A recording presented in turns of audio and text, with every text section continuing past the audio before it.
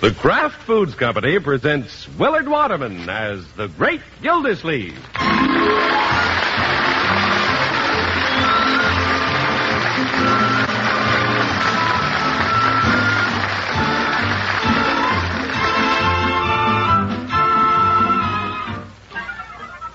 The Great Gildersleeve is brought to you, transcribed by the Kraft Foods Company. Kraft, makers of Velveeta, the famous pasteurized processed cheese food that tastes so good and is so good for you. Yes, Velveeta is another of the Kraft family of fine foods. Foods you can depend on for delicious eating, for wholesome, healthy eating.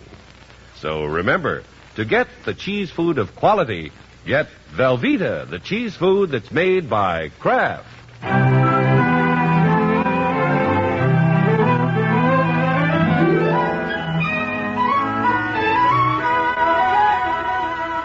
Like the head of every family, the Great Gildersleeve enjoys hearing good reports about his little brood. Generally, people are fairly non-committal about his nephew Leroy, but when a good word is brought to him, the water commissioner really savors it. What did Mrs. Pettibone say about Leroy, Bertie? Tell me again.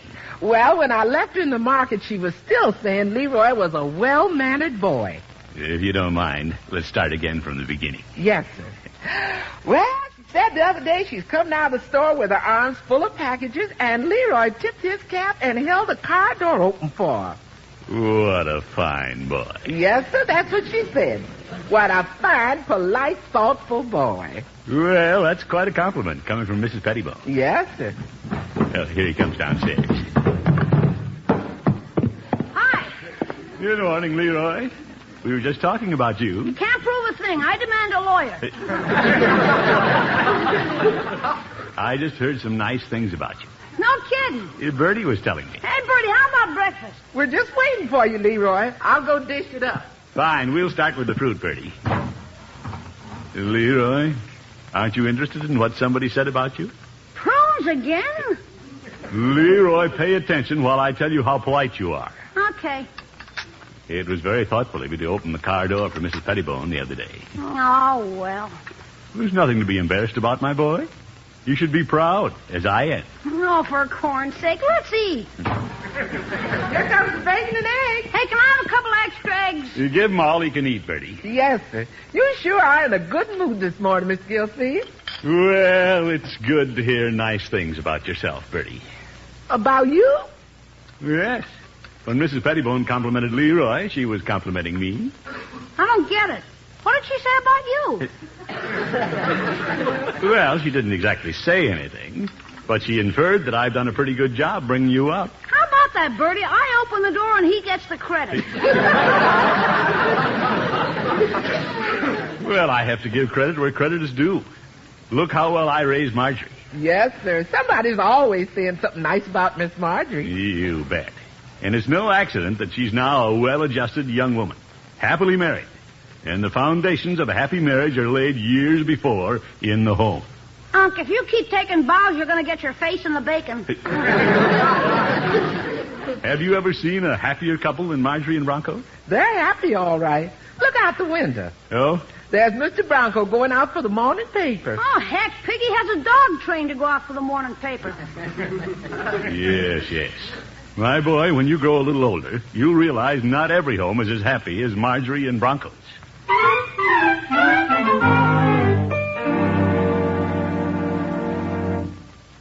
Hey, Marge, listen to this classified ad I put in the newspaper. Oh, I'm dying to hear it. Read it, darling. Modern 2-bedroom and den. Bath and shower stall. This is your dream house on easy terms. See Bronco Thompson, Summerfield Realty. Oh, it sounds so attractive. I wrote it. I just know you'll have people calling about it this morning. Yeah, well, I better get down to the office. Bye, honey. Bye, darling. Will you be home for lunch? I don't think I'll make it today, Marge. Oh? Yeah, I'm supposed to take a client to lunch. I got a deal on for the dance studio at 5th and Grand. Oh, wonderful. I hope he buys it. Oh, well, it's not a he. Oh? It's a she. Miss Grayson's the first good prospect I've had. Miss Grayson? Yeah, Elaine. Elaine is her first name? Oh, that's the name of her dance studio. Elaine's. You've seen her ads. I'm not sure I have. Well, sure you have, honey. learn the modern dances, spend a delightful hour at Elaine's. And you're taking her to lunch. Yeah, she's branching out. Oh? How far? Well, like I say, she needs a bigger studio. Well, if she wants to buy the studio, why do you have to take her to lunch? Why doesn't she buy it? Oh, Marge, that's business. You have to cater to clients. Is that why you're wearing your new suit? Well, yeah. She's the type who makes you feel like you ought to dress up. Why? Well, because she does. She's a pretty snappy looker, Marge. Is she young? Well, she's about your age.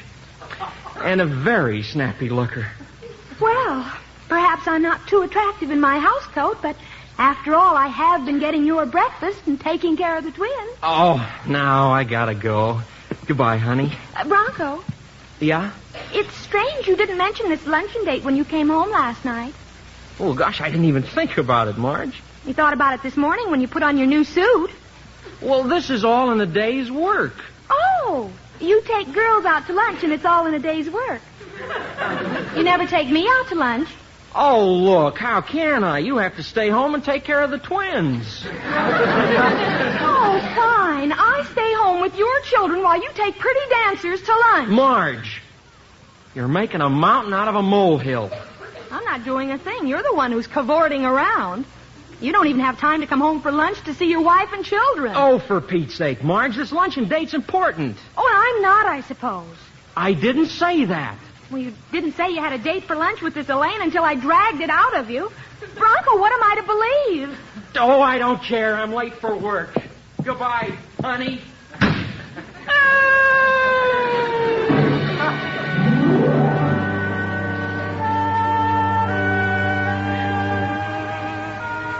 Well, there goes Bronco on the run. He must be late for the office. Yeah, I guess he hated to leave his little wife. Here comes Miss Marjorie across the yard. Oh? Her face is mighty red. Guess she's baking a cake. Yeah. Happy little housewife. Oop, Marjorie. Morning, Miss Marjorie. Good morning, Bertie. Uncle Mort, can I move back home? Uh-oh. Back home? Oh, for a day or so. What's the matter, my dear? Oh, well, there's nothing the matter with me. Well, who's that something the matter with? It's that big lug Bronco. Oh? Did you have a little spat, my dear? We had a big spat. I thought Mr. Bronco was just late for work when he ran out of the house. Hi, Marge. Hello, Leroy. Do you know what he's doing, Uncle Mort? What's he doing? What's who doing? He has a date with the dancer. A date? A dancer? Who has a date with what dancer? No, Marjorie, you must be mistaken. Oh, I am not. He's having lunch with her. Who's having lunch? I just finished breakfast. Leroy, this doesn't concern you. Okay, I'm not hungry yet anyway. The thing that burns me is that he wasn't going to mention it. Who wasn't going to mention what? He put on his new suit this morning, and then it leaked out. What leaked out?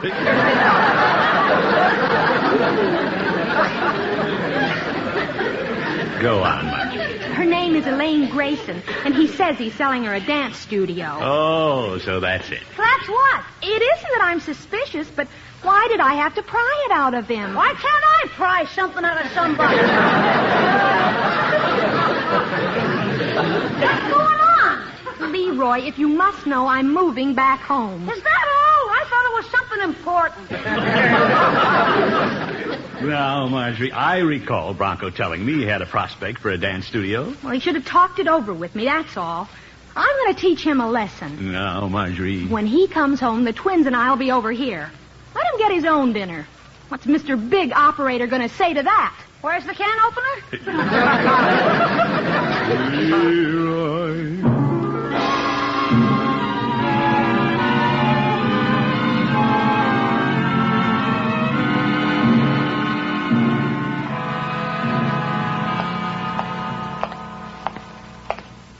Marjorie's being a little unreasonable about this, but I'm playing it pretty smart.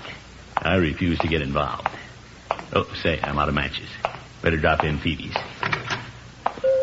Hello, Phoebe. Well, hello, Mr. Gildersleeve. What can I do for you today? Give me a pack of matches, Phoebe. Very well. While you're at it, give me a handful. Is that all you want, matches? That's all. Thanks, Phoebe. Don't mention it. What are you ringing up? No sale. Oh, Say you don't need cigars? not today. Buying your cigars somewhere else and getting your matches here? Peavy, you know I bought a box of cigars here not long ago. Well, I thought if I could embarrass you, you might buy another box. Yes. I just talked to Bronco a few minutes ago. Oh? He asked me to wrap up a nice box of candy. He dropped by for it. He and Marjorie having an anniversary? No, just a feud. How's that? You know how married couples have their little flare-ups. Oh, my, yeah. It storms a while, and it takes a little electricity to clear the air. Yeah, we had a little lightning over at our house last night. You did? I'm here to tell you, Mrs. Peavy blew a fuse. Oh? She turned on the electric blanket and the cord shorted. Oh, my goodness. I tell you, I came out of there, Mr. Gildersleeve, like a cat out of a doghouse. Well, I'll bet you did. I should have that cord repaired. I almost singed my nightshirt. Well, the fireworks at Marjorie's were a little different, Petey. Marjorie seems to be jealous because Bronco is taking a pretty client to lunch. She's Miss Elaine Grayson, the dance teacher. My. Bronco's only trying to sell her a studio. But Marjorie came running to me. That put you on the spot. Oh, not me. I refuse to take sides. I'm too smart to get dragged into this. Here's Bronco for his candy now. Yeah, well, I'll just pretend nothing has happened. Hello, Mr. Peavy. Well, hello, Bronco. Hello, Bronco, my boy. Good morning. Mr. Peavy, I came by to pick up the candy. Very well, it's all wrapped. Thank you. Taking Marjorie a box of candy, are you? Yeah. Nice. Girls always appreciate getting candy. Yes, they do. Mr. Gildersleeve, are you trying to pretend you don't know why I'm buying candy for Marjorie? Well... Yeah, I understand you and your niece have talked it over and she's moving back to your house. Now, Bronco, that wasn't my idea. Oh, you apparently sanctioned it. No, sir. I'm neutral. Believe me. Oh, how can you be neutral? You let her move back. Bronco, I couldn't turn my own niece away from the door. Could I, Peavy? Yeah, I'm neutral, too. Mr. Gildersleeve, do you remember when Marjorie and I got married? Oh, yes, I remember it well. And so do I. Mrs. Peavy cried. Well, if you remember, Mr. Gildersleeve, I took your niece for better or for worse. But I didn't know it was going to be this bad. What? Well, I didn't think her uncle would take the first opportunity to encourage her to leave me. Bronco, I had nothing to do with it. Mr. Gildersleeve, may I ask you a few incriminating questions? Go ahead. 1, did Marjorie come running to you after we had our spat?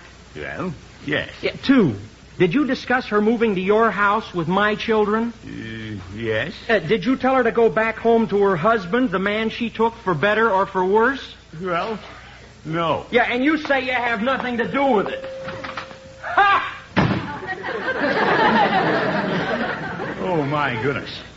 Peavy, he can't pin this on me. Well, no, I wouldn't say that.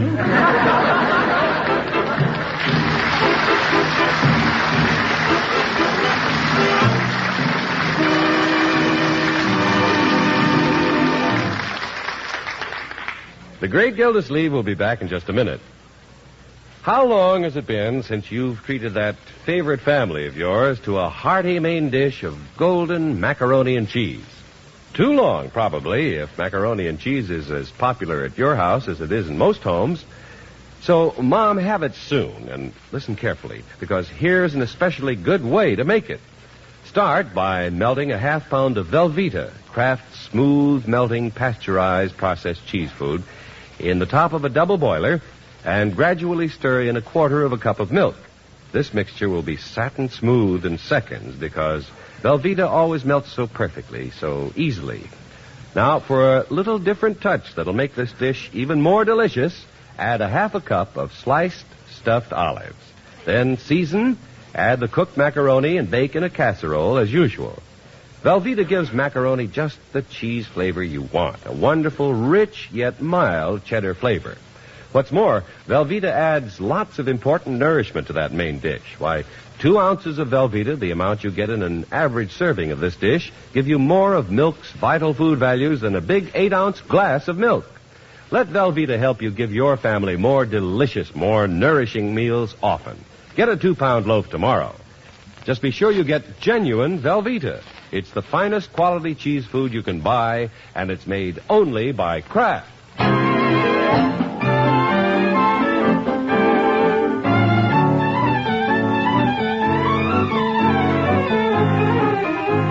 Well, the great Gildersleeve has learned a few lessons in his life, and one of them is to avoid family squabbles. When Marjorie and Bronco had their little tiff, the water commissioner said he was going to remain neutral, high, and dry. But now he's in over his head. Unky, Yes, Marjorie? Bertie tells me you saw Bronco and Mr. Peavy's. Yes, I saw him. What did he have to say? Well, nothing much. What'd you say to him? Nothing much. I'm not getting in any deeper. You mean you didn't tell him how unreasonable he's being? What do you mean? You don't care what happens. You don't care if we never make up. Marjorie, what can I do? Well, why didn't you suggest he come by and see me? Well, it was a silly quarrel in the first place. How can you ask me to take sides? Oh, I'll never ask you to take sides. If an uncle won't stand up for his own needs. Zeke. Now they're both mad at me. Miss Gildersleeve, now that the house is filling up again, you got any suggestions for dinner? Yeah, I'll leave it up to you, Bertie. Yes, sir. In fact, I may not even be here. No, sir? Well, I'm getting a little bruised around here. I think I'll take Mrs. Ransom out to dinner. That should heal the bruises. It's been a little rough today, Bertie. Oh, poor Mr. Gildersleeve. He didn't want to take sides because he didn't want them to get mad at him. That's right. Then they got mad at him because he wouldn't take sides. Well, I couldn't take sides, Bertie. No, sir, you didn't take sides. You just took the middle, and that's where you are, in the middle.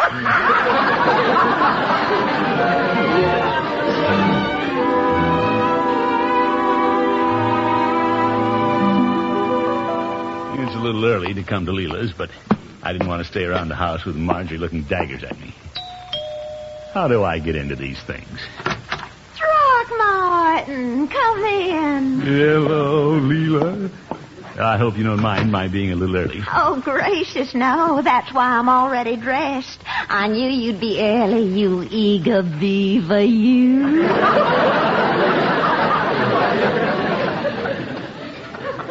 I'm a bushed beaver this afternoon. Oh, you are out of sorts. You haven't even noticed my hair. Oh, nice. Looks like you've touched it up a little. Yeah, I mean, it sparkles. That's gold glitter. Oh? I thought I'd tell you, so if you get some on your shoulder while we're dancing this evening, you won't think you've struck it rich. Well, Leela, I don't know if I'm up to dancing tonight. Oh, you must be tired. Did the water commissioner have a busy day at the office? Yeah, I've hardly thought about the office. Marjorie brought the twins and came home this morning. You mean she left that big, handsome Bronco? Well, for a day or so. She got upset with him because he had to take one of his lady clients to lunch. Oh, well, I can understand how Marjorie might worry about a good-looking husband like Bronco. I know how I felt when I was married to Beauregard. Beauregard? I'd almost forgotten about him. I haven't. Oh, he had the most gorgeous sideburns, Throckmorton.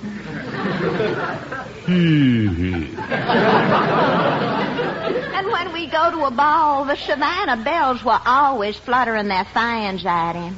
They were? But they knew better than to look at my Beauregard a second time. Little Leela would have pushed him in the lily pond. Well, if Marjorie had anything to really worry about, I suppose she'd put...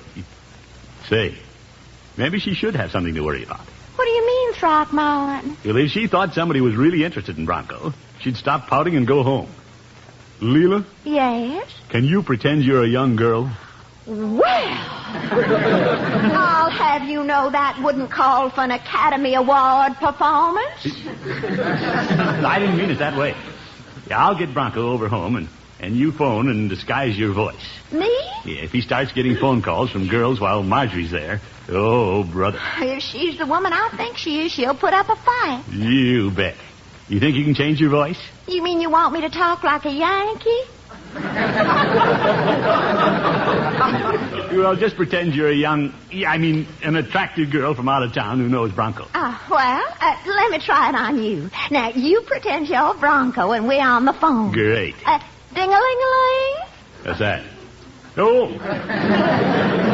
Hello. Hello, Bronco. Yeah? This is Flower May. I'm back in town. Oh? I'm calling from the palm room. I have a table for two, and there's only me. Can you come over and keep me company? You bet I'll run over. Oh, Throckmorton, don't act so giddy. Well, you make me feel a little giddy. You say, why don't I call Bronco right now? Have him at my house at 5 o'clock.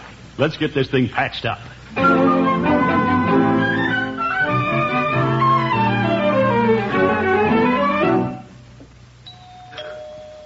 Well, I don't want him to think I'm anxious, but why wait until 5 o'clock? Not much going on at the office. Why, Mr. Bronco, it's you. Hello, Bertie. Come in. Thank you. Is Miss Marjorie expecting you? Well, I don't know. There are a lot of things I don't know. Miss Marjorie! What is it, Bertie? Somebody here to see you. Just a minute. Yes, ma'am. This is like old times, Mr. Bronco calling on Miss Marjorie. Yeah, I guess it is. Why don't you go on in the parlor like you used to do when you was courting? Thank you, Bertie. Hey, look who's here. Hello, Leroy. Hi, Bronco. How's the battle going? The battle? I told you not to get married, but you wouldn't take my advice. Leroy, you keep out of this. Hey, here comes Marge. Why, Bronco. Hello, Marge. Hello. Is that all you got to say, hello? Aren't you going to kiss and make up? Leroy, would you care to come out in the kitchen with me? Nah, I want to watch. How's everything, Marge? Just fine with me. How are things with you? No, just fine. Yeah, just fine. Well, that's fine. Oh, fine.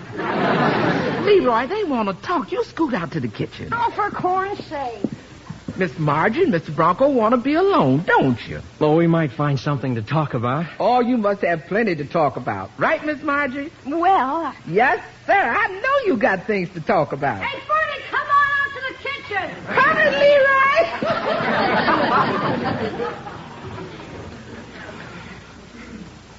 Leroy. Won't you, sit down, Bronco? No, I don't mind if I do. I'll sit over here. Oh, well, I'll sit over here. Is Mr. Gildersleeve around? Did you come over to see Unky? No, not necessarily. Well, I don't think he's home.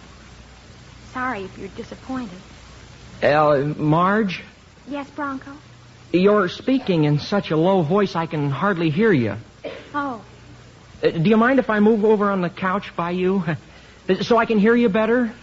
Well, with the twins asleep, I shouldn't shout. Yeah, sure, I'll come over. There's plenty of room. Yeah.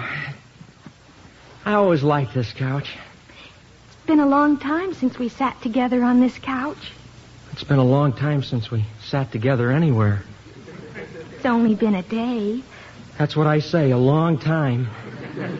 Oh, Bronco. Well, I suppose the time has just flown by for you. You know it hasn't, Bronco. Oh, gosh.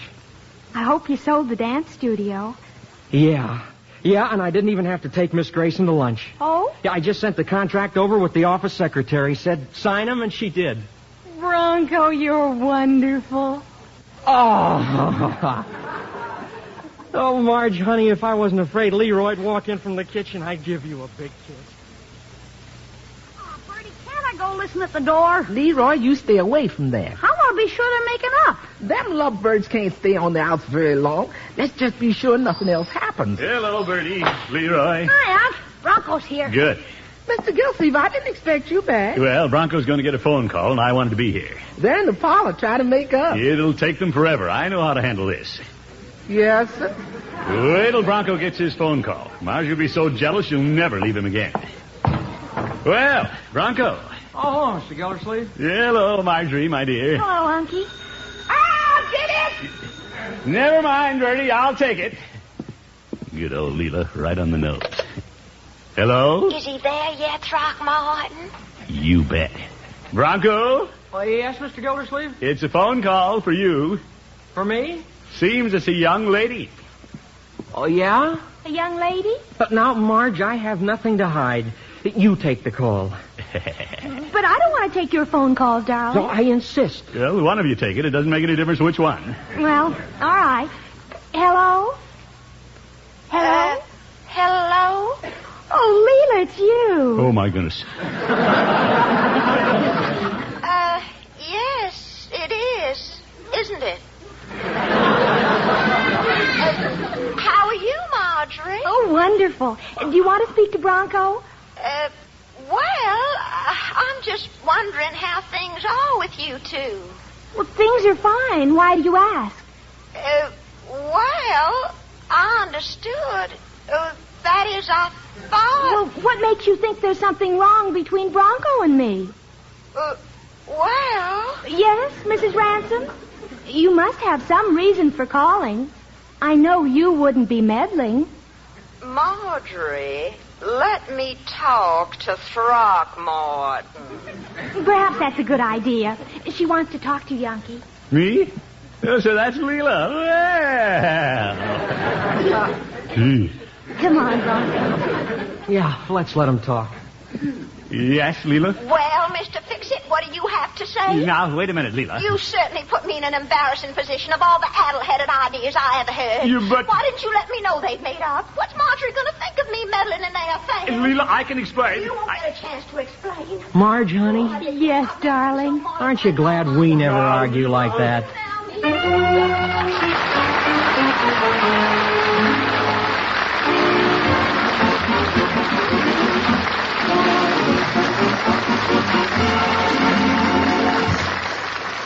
The great Gildersleeve will be with us in just 30 seconds. Here's a honey of an idea for a quick lunch. First of all, fix your favorite easy fruit salad. Then make some sandwiches with Velveeta, Kraft's famous pasteurized processed cheese food, and grill them till the bread is golden brown and the Velveeta bubbling hot. Wonderful. Velveeta has such a delicious, rich, yet mild cheddar flavor. It's nourishing, too, and digestible as milk itself. For grand sandwiches and snacks, get Velveeta, the cheese food of top quality, made only by Kraft.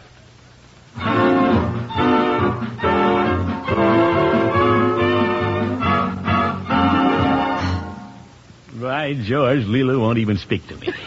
No, sir. It was a big mistake to get her to phone Bronco pretending she was another girl. Yes, sir. Yeah, I was just trying to make Marjorie jealous, but she didn't fall for it for 1 minute. No, sir. Hey, Unc, Yes, Leroy? I got an idea how you can get your girlfriend back. Oh? It can't miss. Good. You go over to her house. Yeah? Get Marjorie to phone you and disguise her voice. That'll make Mrs. Ransom jealous. Leroy, that's the worst idea I ever heard. Yes, sir. Good night, folks. The great Gildersleeve is played by Willard Waterman. This is John Heaston saying goodnight for the Kraft Foods Company, makers of the famous line of Kraft quality food products. Be sure to listen in next week and every week for the further adventures of the great Gildersleeve.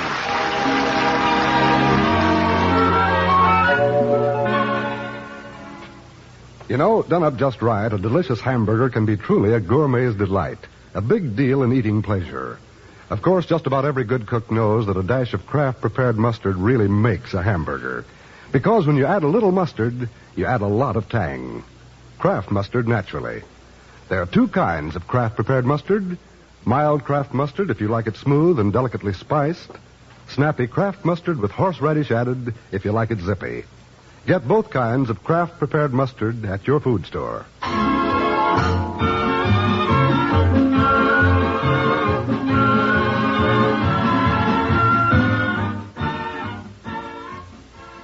Tonight to play You Bet Your Life on NBC.